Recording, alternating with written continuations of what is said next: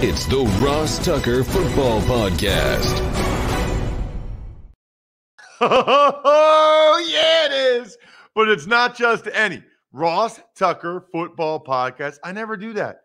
It's a Monster Monday that we are recording on a Sunday night, which we do a lot in the offseason. Presented, of course, by DraftKings. Cannot wait to talk to my main man, Albert Breer from Sports Illustrated. He writes the Monday Morning Quarterback column. Can't wait to hear what he's writing about tomorrow. But I have him on because of so many things he's written about recently. You know, he's not on every week like Greg Cosell or every other week, maybe like Andrew Brandt. But Albert's becoming a regular because he's just that good. I will give you the winners of the Spread the Word contest via social media, sponsor confirmation email winner, and YouTube shout-out winner on Wednesday's show. So you actually still have a couple more days to enter any of those contests. The sponsors this week, Lumen Skin, LinkedIn, Athletic Greens, Buck Mason. It's Big Show time. The Big Show. Albert, always appreciate you coming on the show. I think people know, follow him on social media at Albert Breer.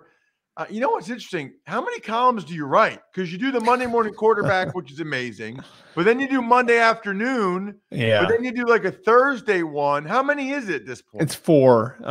It's the mailbag is one of them. The Friday column, which, you know, during the season is a little bit more game centric. It's a little easier to organize that in the season because, like, obviously the Monday column's coming out of the games, and then, you know, Friday's a little bit more topical or big picture, that sort of thing. So yeah, it's a lot to manage, but you know, it beats working, right, Ross? I mean, we're sitting here and we get to cover football, and it's a lot better than a lot of my friends' jobs. I'll tell you that. That is what I always say. Check him out, of course, on social media at Albert Breer. Does stuff for NBC Boston as well as 985, the Sports Hub up there for those of you in Boston. All right, let's dive into it. I want to start. I definitely want to talk about what you wrote this past week about Bruce Arians and Tom Brady. And I definitely want to talk about what you wrote about the week before about how Cleveland kind of got back in it with Deshaun Watson. Yeah. But the biggest news over the weekend hit close to home for you for sure. Yeah. Just absolutely tragic. I'll talk about it more later after the interview. But Dwayne Haskins, former first-round pick, played for your college, your alma mater, Ohio State, hit by a car, a truck, I suppose, and killed Saturday morning at the age of 24, Albert. Yeah, it's you know, just, and I got to know Dwayne a little bit, but, you know, obviously, you know, it's like a little bit, that's just like a reporter-player relationship. So what you do in a situation like this is you call the people you know best that know the person. And, you know, universally, I just say this, Ross, like, the people that know him best really felt like the kid was starting to turn a corner. You know, the fact that he had some growing up to do when he came out of Ohio State is no secret.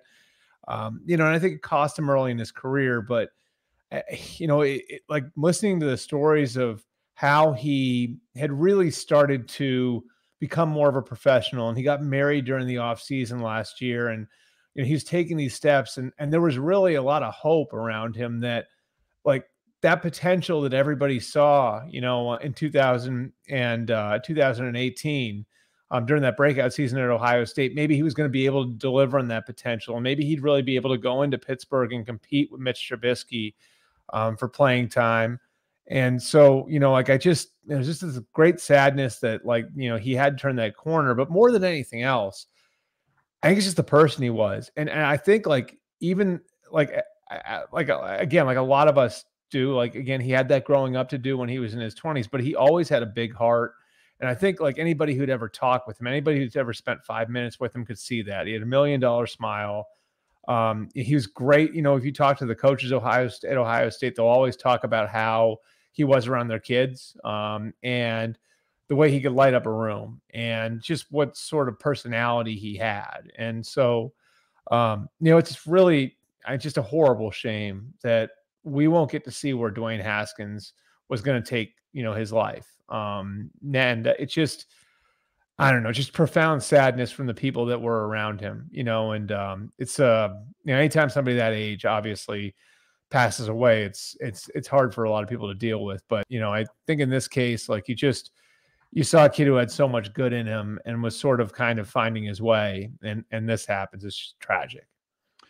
Never met him, Albert. Don't know much about him other than it seems like everyone genuinely really liked him. Yeah. Always has a smile on his face, upbeat, happy. I mean, he had one of the greatest college football seasons ever. And as Yeah. a one-year starter, it's kind of remarkable.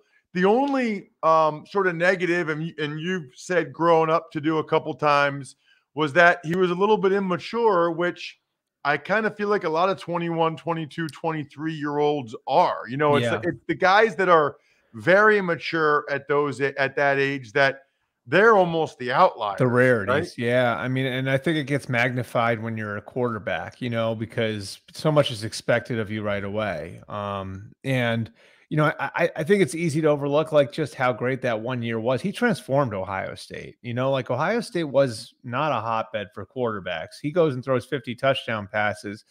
I mean, he had a hand in Justin Fields winding up there. And, now like you look at the pipeline that they've been able to build where it's 5-star after 5-star. I mean, that was Dwayne Haskins that sort of created that for Ryan Day, and so I think it was sort of like, his story at Ohio State was interesting because it went from, being the backup that everybody was intrigued by to being this like instant superstar who all of a sudden has, had a national name, Heisman finalist, first round pick. And, then, he just sort of gets thrown into a situation where he's going back home to where he grew up. And I think we all know, like, the issues the Washington organizations had. He gets thrown into that situation, which probably wasn't an ideal one. Not that it wasn't, some of it wasn't his fault, but like, not that it was not an ideal one for a young quarterback to go into. And, again, like, I think it took him time, maybe more time than others, but it took him time to learn how to be a pro. And, I think that's one of the things that people noticed again, like since he got to Pittsburgh. I think Mike Tomlin had an effect on him. I think, watching an accomplished veteran like Ben Roethlisberger had an effect on him. And, even like where he was at the end, like he was in Florida working with his teammates. My understanding is like Mitch Trubisky had the guys down to get some work in. And so like, that's sort of that was why he was down there, and that was where he was working. And so, again, I mean, it's like a lot of us, like, I mean, I know when I was that age, I had a ton of growing up to do. I think most people do. And, it's a shame again to see a kid who was doing that growing up have it cut short this way. Speaking of Florida, Albert, you wrote this past week about the timing of when Arians knew that he was going to retire.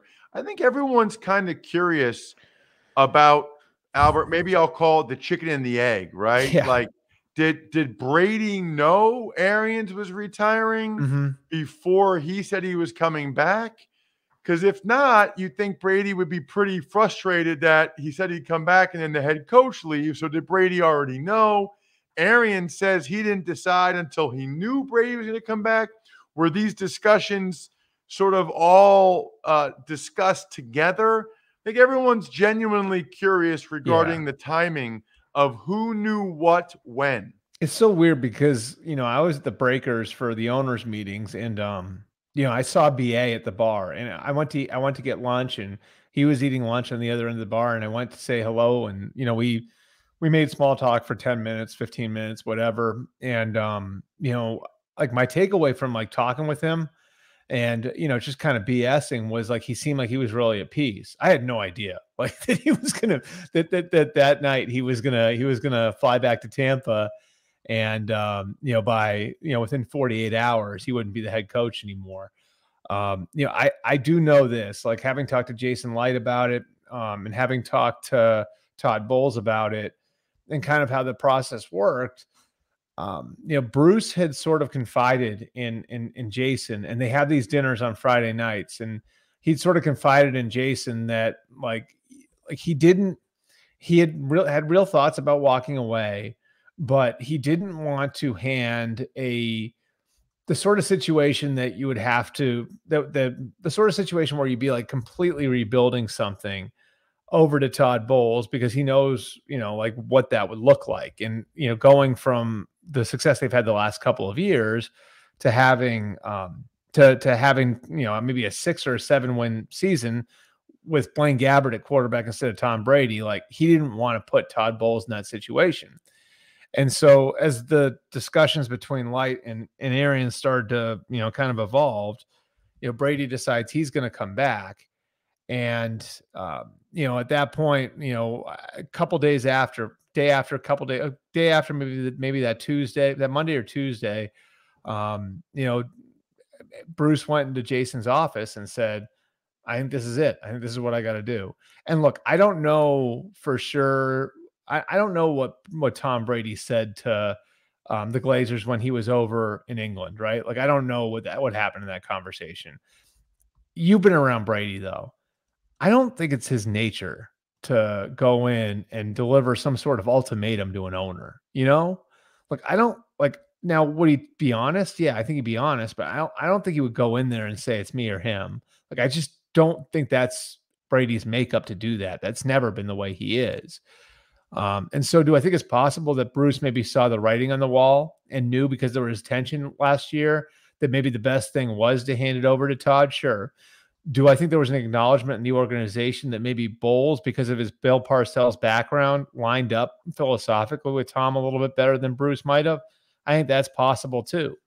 But I just, it's knowing what I know about Tom, it's just hard for me to envision a scenario where he's going in there and laying down the sword and saying to Joel Glazer or any of the Glazers, look, like, I'm not going to, I want to come back, but I can't come back as long as Bruce is the coach. I don't think that occurred, as much as it might seem like it did based on the timing of everything.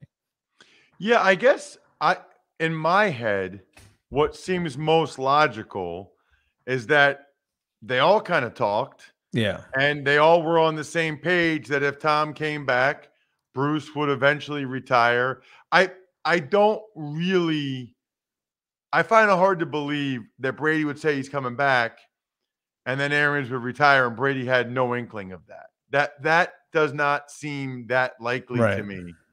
It seems to me again, like Brady I don't know some knowledge. I don't know. I mean, like, I don't know what happened in the conversation over in Manchester. Like I said, that could have been part of the conversation with the Glazers, and maybe the Glazers knew something. But as it was explained to me, like, Bruce really delivered the news and saw an opportunity there. Delivered the news to Jason. I think Jason had an idea, like, it could be on the table.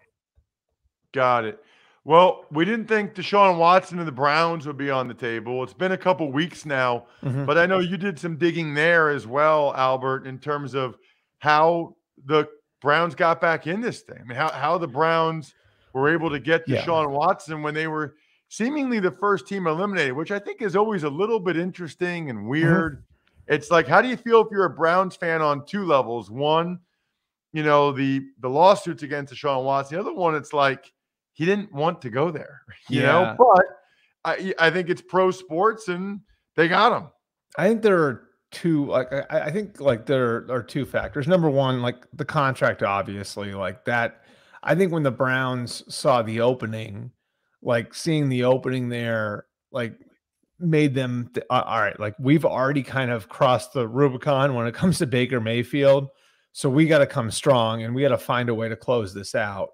But I do think there was a football element of this. And I have, I mean, like, I think Deshaun was being forthright, at least with some of that, where, like, my understanding was early in the process, because of everything over the last couple of years, Deshaun and the people around him were prioritizing, like, what's going to be the most comfortable thing for me to re-enter the league? Like, what's going to be the most comfortable place for me to re-enter the league?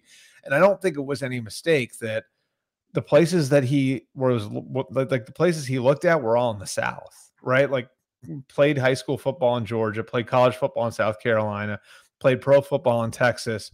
And, you look at the three teams that were sitting there after the Browns were eliminated: Carolina, 4 hours from where he grew up, Atlanta, near his hometown, and New Orleans, also in the South.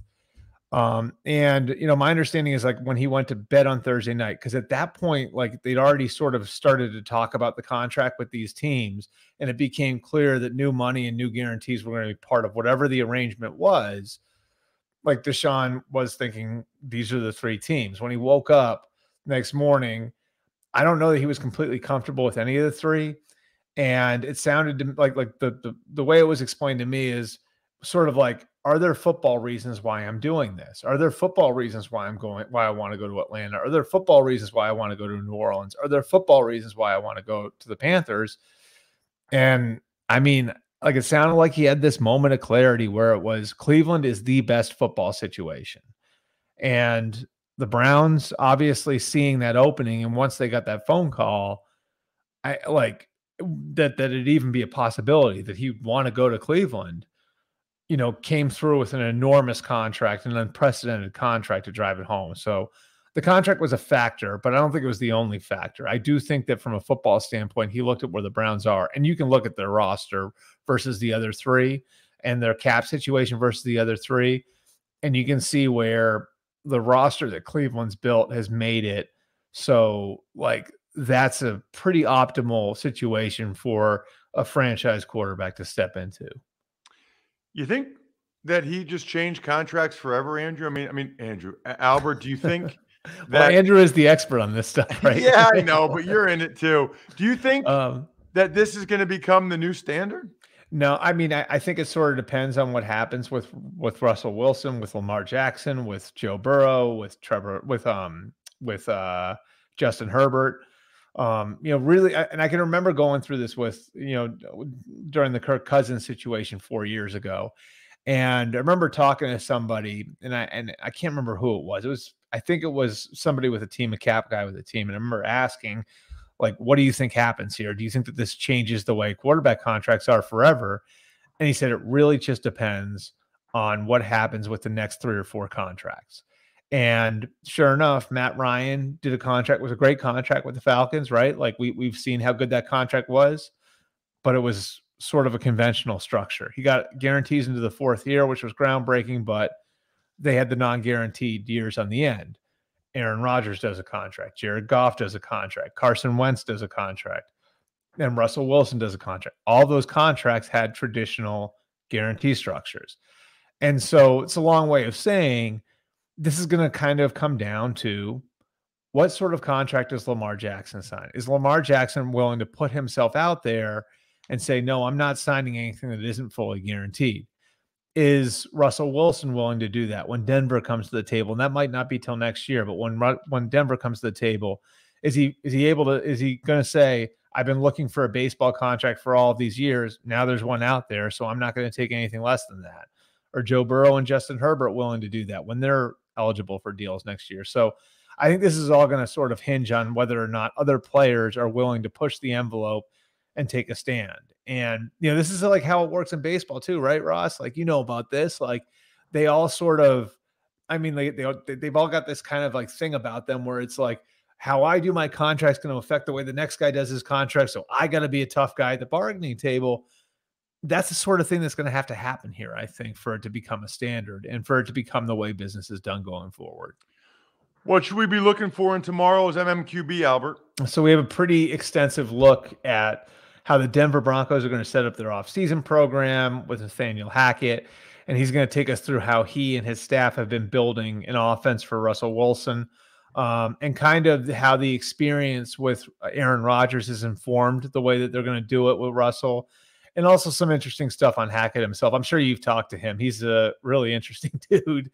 And so there will be some stuff on how his experience as a hip hop dance teacher and his experience as now, do you know what forensics is? Not like the science. Do you know what forensics is? For football?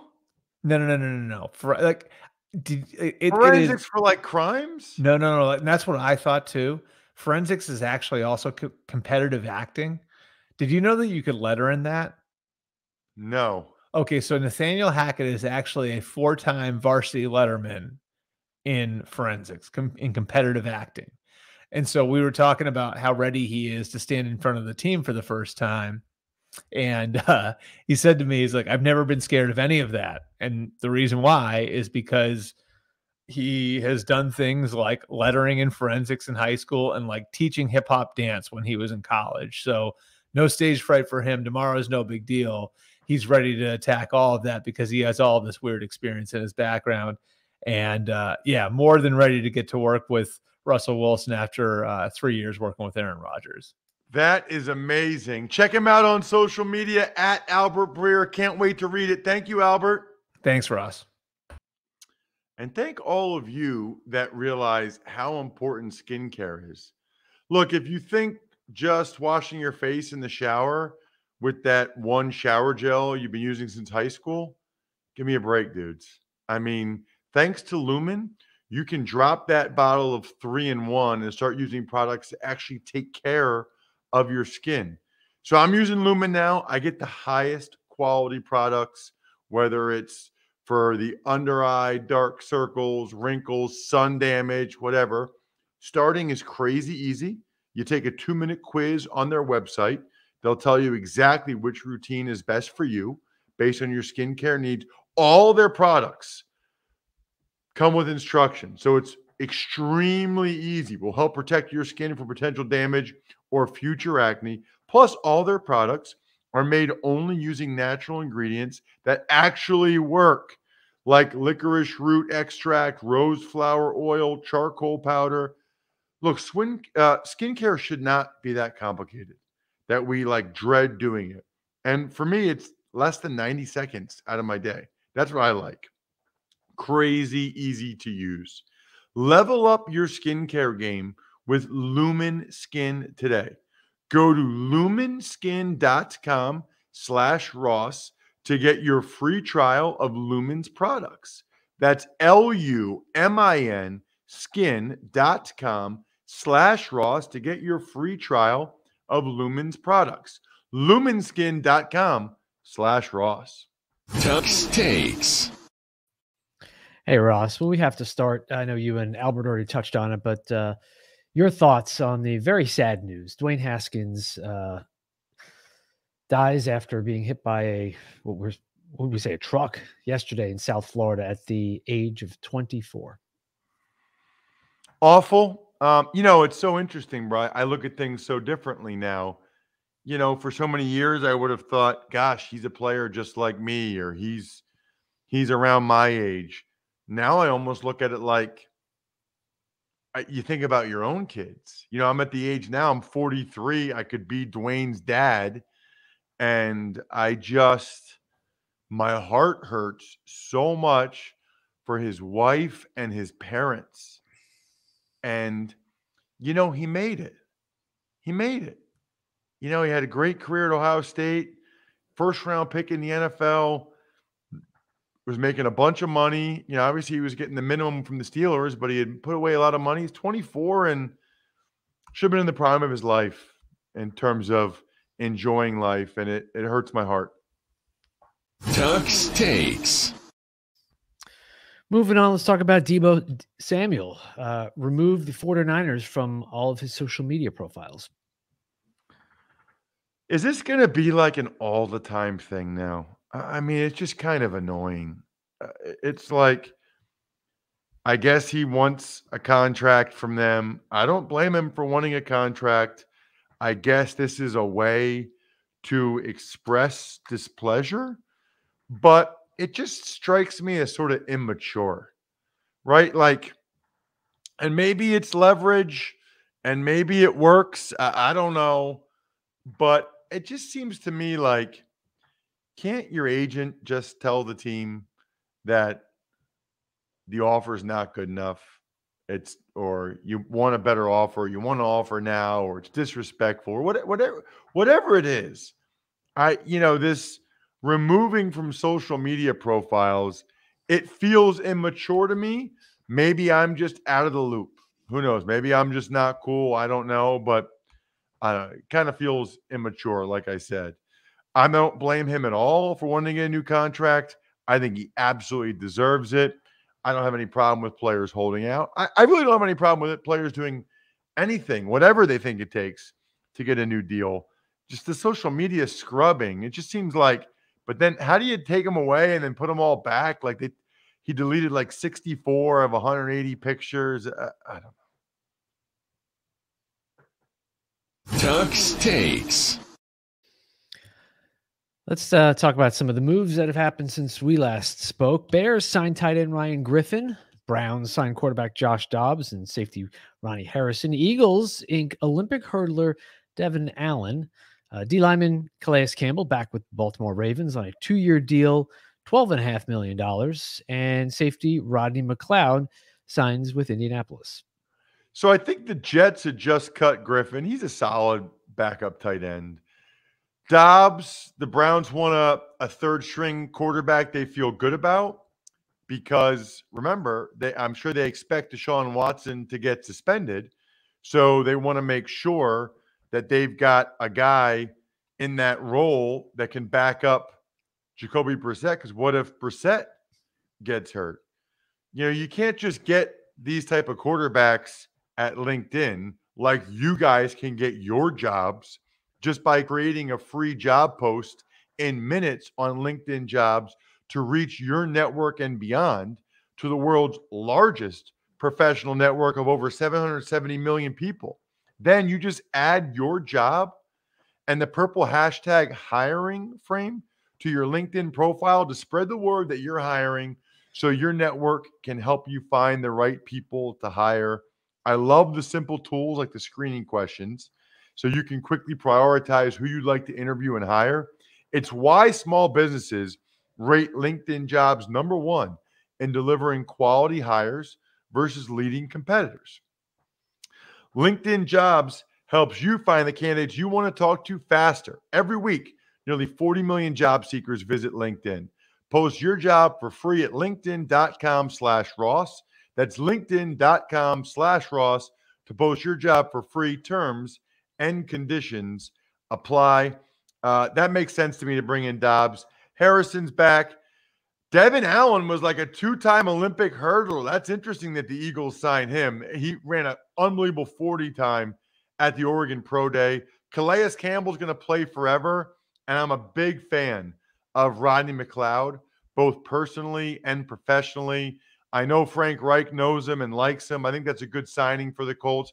He's not what he used to be, but I think he's a very solid veteran to have on the back end. Shout outs are in order for Pizza Boy Brewing, Sporticulture, HumanHeadNYC.com, SteakhouseSports.com, Go-Bengals.com, and Evergreen Economics. Check out me and Emery talking O-line on tomorrow morning's College Draft Podcast.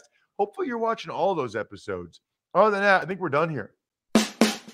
Thanks for listening to the Ross Tucker Football Podcast. Make sure to also subscribe to the Fantasy Feast, Even Money, Business of Sports, and College Draft. All available at Apple Podcasts, rosstucker.com, or wherever podcasts can be found. A lot of times on the show, I mentioned DraftKings. Here's what you need to know. You got to be 21 or older, New Jersey, Indiana, or Pennsylvania only. New customers only. Restrictions apply. See DraftKings.com/sportsbook for details. Gambling problem, call 1-800-GAMBLER, or in Indiana, 1-800-9-WITH-IT.